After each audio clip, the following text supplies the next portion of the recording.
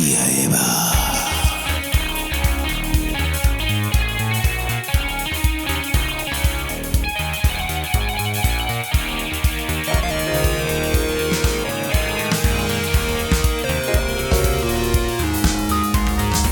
De sangre en el sofá, al jardín se abrieron paso, susurros alaridos en la noche, un asesino escondido en el desván.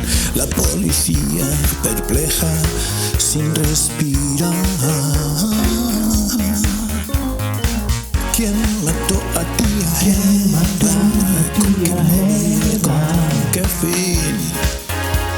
Entró silencioso en su cuarto, la apuñaló por detrás.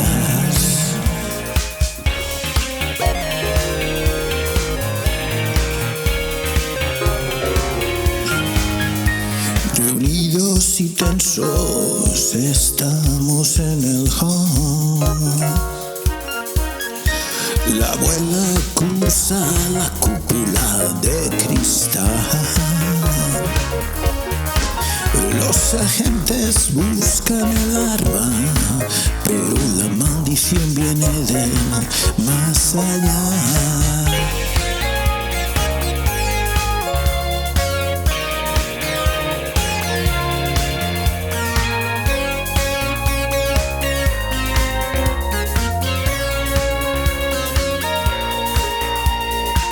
¿Quién mató a tía? ¿Quién mató a tía?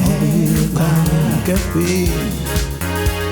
Entró silencioso en su cuarto, la apuñaló por detrás. ¿Quién mató a tía Eva? ¿Con qué móvil? ¿Con qué fin? Se arrastró sigiloso en su cuarto, la apuñaló por detrás.